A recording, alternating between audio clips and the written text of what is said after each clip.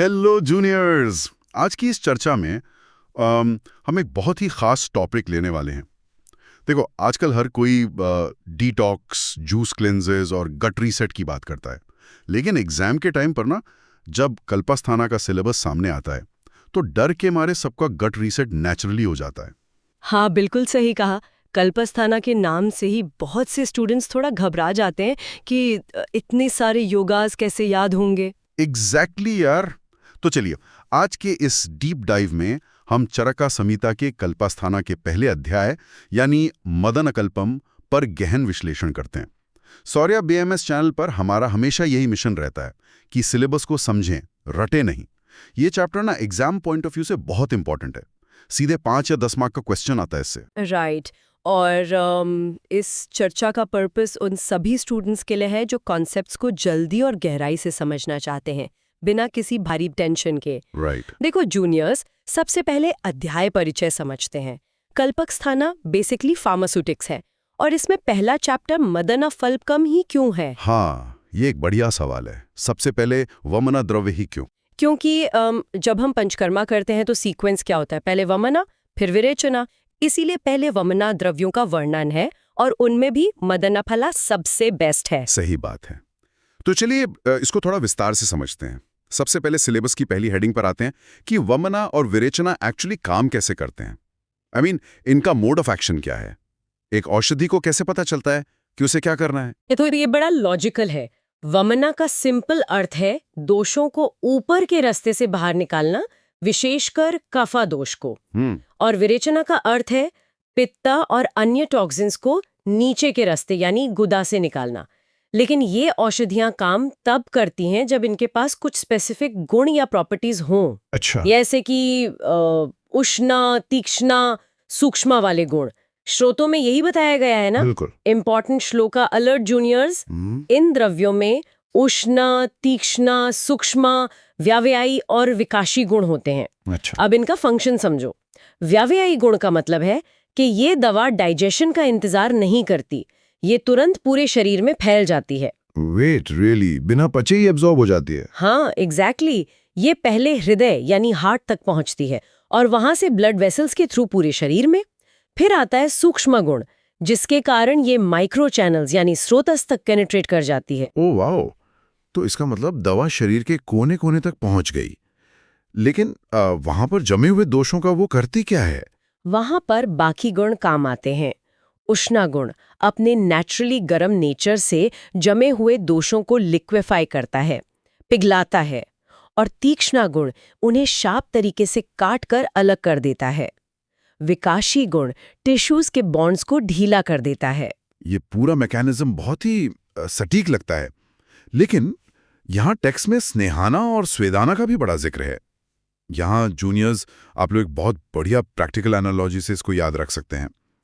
एक reflective question है, सोचो इसका प्रैक्टिकल मीनिंग क्या हो सकता है।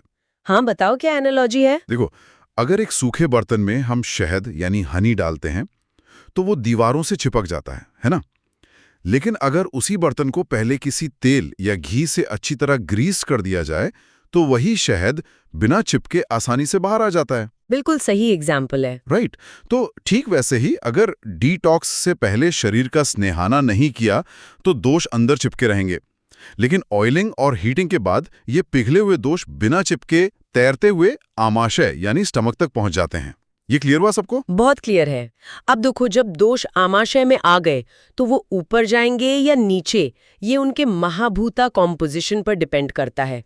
वमना द्रव्यों में अग्नि और वायु तत्व डोमिनेंट होते हैं। हाँ, और आग और हवा हमेशा ऊपर की तरफ ही उठते हैं। एग्जैक्टली। तो वो उदाना वायु के साथ मिलकर दोषों को ऊपर मुंह से बाहर निकाल देते हैं।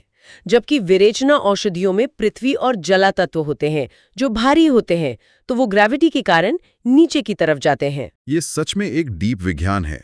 एग्जाम में जब मोड ऑफ एक्शन आए तो आप लोग इन 5 गुणों और महाभूता को बुलेट पॉइंट्स में जरूर लिखिएगा।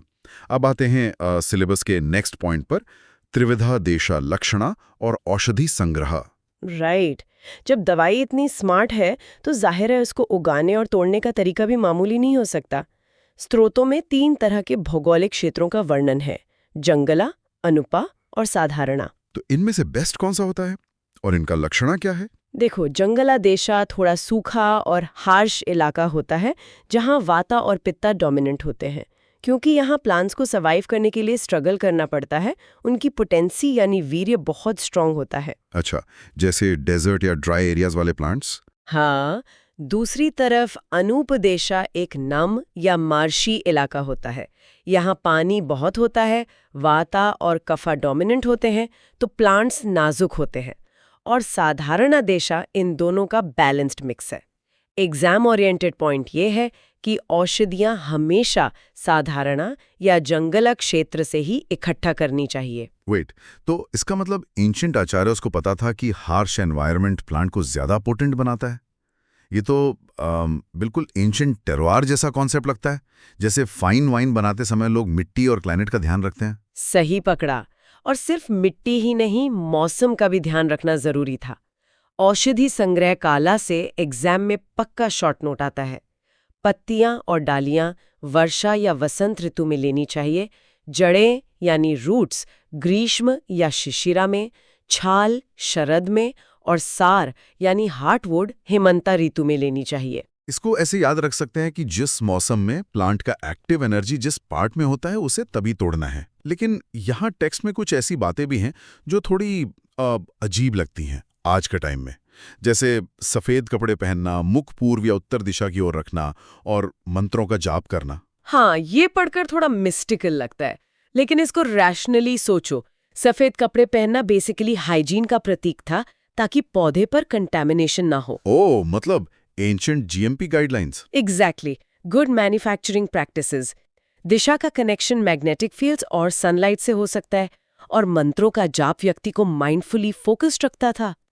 फिर इन्हें धुएं, चूहों और नमी से बचाकर हवादार कमरे में झूले पर लटकाकर रखना होता था, ताकि इनकी पोटेंसी सेफ रहे।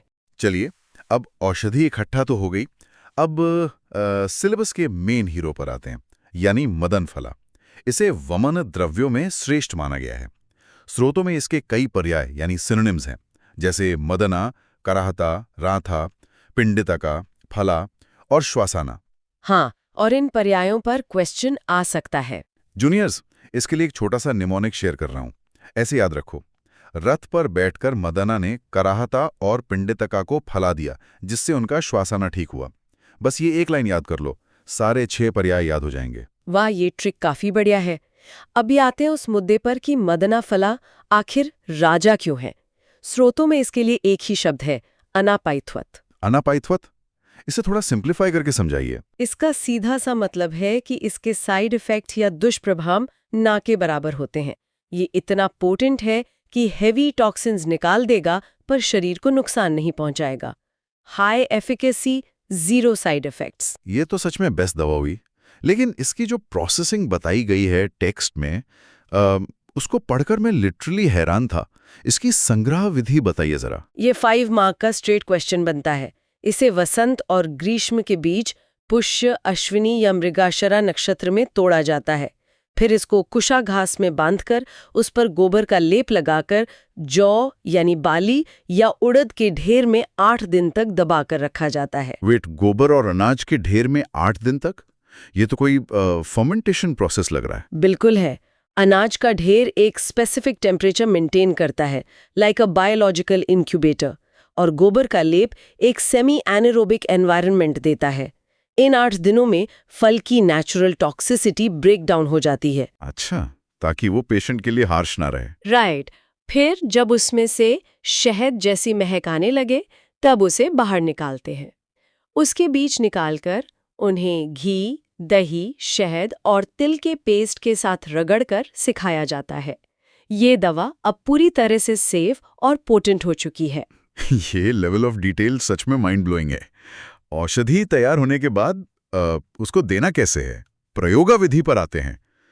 वोमना से एक रात पहले हमने पढ़ा है कि पेशेंट को जानबूझकर कफा बढ़ाने वाला भोजन दिया जाता है, जैसे दही, उड़द दाल, मीट सूप। ये अजीब नहीं लगता? डिटॉक्स से पहले हेवी खाना क्यों? इसको कॉन्ट्रास्ट थिंकिंग से समझो। अगर दोषा पूरे शरीर में बिखरा होगा तो निकालना मुश्किल होगा। जब हम कफावर्धक खाना देते हैं तो कफा उत्क्लिष्टा यानी एग्रेवेट होकर अमाशय में इकट्ठा हो जाता है। ओह, जैसे किसी छुपे दुश्मन को लालच देकर खुले मैदान में लाना। एग्जैक्टली। फिर अगले दिन सुबह खाली पेट उसको दवा देते हैं। मदना फला के बीजी को यष्टि मधु या किसी कषाय में रात भर भिगोकर सुबह मसलकर छाना जाता है। अब यहाँ एक एग्जाम ओरिएंटेड पॉइंट और कंफ्यूजन भी है। इसमें मधु यानी शहद और सैंधव नमक मिलाया जाता है और थोड़ा गर्म किया जाता है। लेकिन बेसिक प्रिंसिपल्स तो कहते हैं कि गर्म शहद जहर होता है, टॉक्सिक होता है। तो वमना द्रव्य में गर्म शहद क्यों दे रहे हैं? ये बहुत ही कॉमन डाउट है स्टूडेंट्स का। ध्यान से सुनना सभी। मधु और सैंधव का काम यहाँ कफा को काटना यानी छेदना और पिघलाना है। शहद यहाँ नुकसान इसलिए नहीं करता क्योंकि वो डाइजेशन प्रोसेस में एंटर ही नहीं करता। मतलब वो ब्लड में अब्जॉर्ब नहीं होता? सही कहा। वो अविपक्व अवस्था में रहता है, पेट में जाता है, अपना लोकल एक्शन दिखाता है, टॉक्सिन्स को काटता है और कुछ ही मिनट में वमना के जरिए सीधा बाहर आ जाता है। कमाल की प्रिसीजन है एंशिएंट फार्माकोलॉजी की। टाइमिंग का कितना बढ़िया खेल है। अब आखिरी 2 हेडिंग्स पर चलते हैं, योगाज ऑफ मदनाफला। अगर कोई पेशेंट दवा ना पी पाए तो क्या करें, जिसे हम सुकुमारा कहते हैं? इसके लिए 133 फॉर्मुलेशंस या योगास बताए गए हैं स्रोतों में। काउंट याद रखना एमसीक्यू के लिए। टोटल 133 योगास हैं। इनमें गोलियां, पाउडर्स सब कुछ है। लेकिन सबसे यूनिक है मदनाफला ग्रेहा योगा। ग्रेहा मतलब सूंघना ही, राइट? इनहेलेशन। टेक्स्ट कहता है कि दवा का पाउडर रात में एक खिलते हुए कमल के फूल पर छिड़क दो। अगले दिन पेशेंट बस उस फूल को सूंघ ले और उल्टी शुरू। सीरियसली, बिना खाए कैसे? ये साइफाई नहीं, प्योर साइंस है। देखो, हमारे ब्रेन में एक वॉमिटिंग सेंटर होता है, CTZ, chemo receptor trigger zone. हमारी ऑल्फैक्टरी नर्व सीधा इस सेंटर से कनेक्ट होती है। तो मतलब स्टमक को कंप्लीटली बाईपास कर दिया? बिल्कुल। स्मेल सीधा ब्रेन को सिग्नल भेजती है और बॉडी का सिस्टम ट्रिगर हो जाता है। जो लोग दवा से नफरत करते हैं उनके लिए मास्टर स्ट्रोक था। वाओ, आज का ये सेशन सच में आई ओपनर था। अब चलिए चैप्टर का एक क्विक संग्रह कर लेते हैं ताकि स्टूडेंट्स के टिप्स पर आ जाएं सब कुछ। हाँ, तो ध्यान से सुनिए जूनियर्स। 4 क्रिस्प पॉइंट्स में पूरा चैप्टर। पहला, वमना विरेचना का मैकेनिज्म 5 गुणों और महाभूतास पर डिपेंड करता है। दूसरा, औषधि हमेशा जंगाला या साधारण देश से स्पेसिफिक ऋतु और GMP गाइडलाइंस के साथ इकट्ठा करनी है। तीसरा, मदन फला का सबसे बड़ा क्वालिटी है अनपाइवत यानी नो साइड इफेक्ट्स, और उसकी 8 दिन की फर्मेंटेशन प्रोसेस बहुत इंपॉर्टेंट है। चौथा, हीटेड हनी यहाँ सेफ है क्योंकि वो अविपक्व रहता है। और आखिरी में 133 योगास जिसमें गृह योगा सबसे अद्भुत है। क्या बात है, पूरा कल्पस्थाना चैप्टर 1 बस इन्हीं पॉइंट्स में कवर हो गया। तो जूनियर्स, इसी सौर्यबेम्स माइंडसेट के साथ पढ़ाई करते रहिए, कॉन्सेप्ट्स को ट्रस्ट कीजिए, रोट लर्निंग से बचिए। और एक फाइनल थॉट, सोचिए अगली बार जब आप लैब में बनी कोई पिल खाएं तो सोचना कि क्या मॉडर्न मेडिसिन कभी उस नेचुरल अप्रोच की बराबरी कर पाएगी, या एक फूल की खुशबू से शरीर अपने आप को डिटॉक्स कर लेता था। चलिए, ऐसी शोध आगे भी जारी रखिए। All the best for your exams.